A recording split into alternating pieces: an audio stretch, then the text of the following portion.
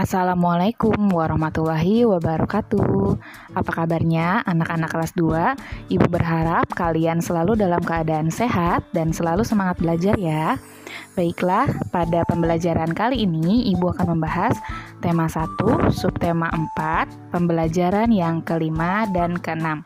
Mari kita simak videonya bersama-sama. Warga lingkungan rumah Udin akan berolahraga bersama. Mereka berkumpul di tempat terbuka.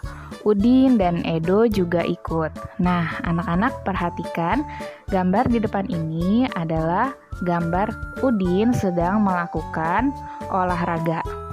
Olahraga yang dilakukan Udin yaitu melompat ke dalam lingkaran. Melompat ke dalam, lalu Udin melakukan lompatan juga keluar. Nah, anak-anak, apakah kalian bisa melakukannya? Gerakan melompat tersebut termasuk ke dalam gerak lokomotor. Nah, anak-anak, ada yang tahu apa perbedaan melompat dengan meloncat? Melompat adalah gerakan mendorong tubuh ke atas dengan menggunakan satu kaki. Sedangkan meloncat adalah gerakan mendorong tubuh ke atas dengan menggunakan kedua kaki. Jadi perbedaannya ada pada penggunaan kaki ya. Jika melompat menggunakan satu kaki, kalau meloncat menggunakan dua kaki.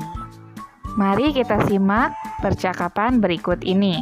Di depan ini adalah percakapan Made dengan Udin. Udin berkata, "Made, ayo kita berolahraga bersama di lapangan." Lalu Made menjawab, "Maaf Din, kali ini aku tidak ikut berolahraga." "Tidak apa-apa Made, apakah kamu akan pergi ke suatu tempat?" "Betul Din, aku akan mengunjungi paman bersama keluargaku." "Baiklah, selamat bersenang-senang. Terima kasih Udin." Kalian tentunya masih ingat ya dengan kalimat penolakan? Nah, dalam teks berikut, manakah yang termasuk kalimat penolakan? Ya, kalimat yang diucapkan oleh Made ya, yaitu, "Maaf Din, kali ini aku tidak ikut berolahraga." Kalimat penolakan tersebut termasuk kalimat yang mencerminkan hidup kerukunan di masyarakat. Karena apa? Karena Made menyebutkannya dengan sopan dan baik. Mari kita baca pengalaman Udin di depan. Olahraga bersama. Warga di sekitar rumahku akan berolahraga bersama. Kegiatan tersebut dilakukan di lapangan. Di perjalanan menuju lapangan, aku bertemu Made. Aku mengajak Made untuk ikut berolahraga. Namun, Made tidak bisa ikut. Made akan mengunjungi pamannya. Tiba di lapangan, sudah banyak anak yang berkumpul. Mereka sedang melakukan pemanasan. Kami berolahraga dengan kompak. Kami senang berolahraga bersama. Nah, di depan ini ada contoh penerapan Pancasila yang ketiga di masyarakat. Anak-anak masih ingat bunyi Pancasila ketiga yaitu Persatuan Indonesia dengan berlambangkan pohon beringin. Nah, pohon beringinnya ada di depan gambar berikut ya. Made menolak ajakan Udin dengan sopan. Sikap Made dan Udin menunjukkan kerukunan dan persatuan, menjaga persatuan dan kesatuan di masyarakat, sesuai dengan pengamalan sila ketiga Pancasila. Nah, contoh lain penerapan Pancasila yang ketiga di masyarakat yaitu yang pertama, mencintai produk buatan Indonesia. Lalu yang kedua, mempelajari budaya Indonesia. Yang ketiga, berteman dengan teman dari berbagai suku. Lalu yang keempat, bekerja sama menjaga lingkungan sekitar. Nah, apa yang harus kita lakukan ketika mengucapkan kalimat penolakan? Ketika menolak permintaan orang lain, kita harus mengucapkannya dengan sopan ya. Kerukunan akan terjaga bila kita bertutur kata dengan baik. Pernahkah kamu mendengarkan dongeng tentang menolak permintaan seseorang? Nah, di depan ini ada dongeng tentang menolak permintaan seseorang yang berjudul Kisah JJ si Jerapah. Di padang rumput yang luas, hiduplah sekelompok jerapah. Ada jerapah bernama JJ dan Jojo. JJ bersifat sombong karena merasa tubuhnya paling tinggi. Jojo bersifat baik hati, tubuhnya tidak terlalu tinggi. Pada suatu hari, ketika kakek jerapah meminta tolong pada JJ dan Jojo, kakek jerapah meminta tolong untuk diambilkan daun segar. Namun JJ menolak. Tidak mau, kek, saya sedang repot. Jojo dengan sekuat tenaga mengambil daun segar untuk kakek jerapah.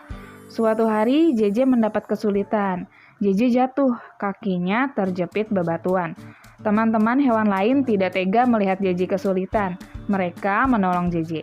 Akhirnya, JJ sadar bahwa saling menolong antar teman itu penting. Nah, dari dongeng tersebut, kita bisa ambil pelajarannya ya, yaitu apabila kalimat penolakan dilakukan dengan tidak sopan dan tidak baik, maka akan berakhir tidak baik juga ya. Maka kalimat penolakan seharusnya memang diucapkan dengan baik dan sopan untuk menjaga kerukunan di masyarakat. Nah, di depan ini adalah contoh penerapan sila keempat Pancasila di masyarakat. Anak-anak masih ingat bunyi Pancasila keempat, yaitu kerakyatan yang dipimpin oleh hikmat kebijaksanaan dalam permusyawaratan perwakilan. Nah, contoh yang pertama adalah menghormati pendapat orang lain. Yang kedua, bermusyawarah untuk pemilihan ketua RT atau RW. Yang ketiga, menerima keputusan masyarakat dengan lapang dada. Keputusan yang diambil bersama ya. Lalu yang keempat, musyawarah menentukan jadwal ronda malam. Lalu di depan ini ada contoh penerapan sila yang kelima Pancasila di masyarakat. Bunyi sila yang kelima adalah keadilan sosial bagi seluruh rakyat Indonesia. Contoh penerapan yang pertama yaitu gotong royong membersihkan lingkungan. Yang kedua, menghormati hak-hak orang lain. Lalu yang ketiga, menghargai hasil karya orang lain. Dan yang keempat, menjunjung tinggi semangat kekeluargaan dan gotong royong dalam kehidupan. Nah, sekarang kita coba membuat soal cerita dengan penyelesaian matematika berikut ini. Lalu kita selesaikan soal cerita buatan kita ya. Yang pertama, kalimat matematikanya adalah 93 ditambah 117 dikurangi 200. Contoh soal ceritanya Bu Vera buatkan seperti ini ya. Adi memiliki 193 kelereng. Lalu, paman membelikan Adi kelereng sebanyak 117 butir. Kelereng tersebut lalu diberikan kepada kakaknya sebanyak 200 butir. Lalu berapa sisa kelereng Adi? Mari kita hitung bersama-sama. 193 ditambah 117, 3 ditambah 7 sama dengan 10. Nolnya kita simpan di bawah, satunya kita simpan di atas 9 ya. Maka 1 ditambah 9 adalah 10. 10 ditambah 1 adalah 11. Satunya kita simpan di bawah, dan satunya lagi kita simpan di atas. 1 ditambah 1, 2. 2 ditambah 1 adalah 3. Lalu, maka hasil 193 ditambah 117 adalah 310. 310 dikurangi 200. Kita hitung bersama-sama. 0 dikurangi 0 sama dengan 0. 1 dikurangi 0 sama dengan 1. 3 dikurangi 2 sama dengan 1. Jadi hasilnya adalah 110. Maka sisa kelereng Adi ada 110 butir. Nah, sampai juga kita pada ujung video pembelajaran kali ini. Terima kasih sudah menyimak video pembelajaran hari ini. Anak-anak hebat kelas 2 harus tetap semangat dan harus selalu belajar ya. Semoga kalian bisa dengan mudah memahami pembelajaran kali ini. Wassalamualaikum warahmatullahi wabarakatuh. Menaklukkan dunia berlari.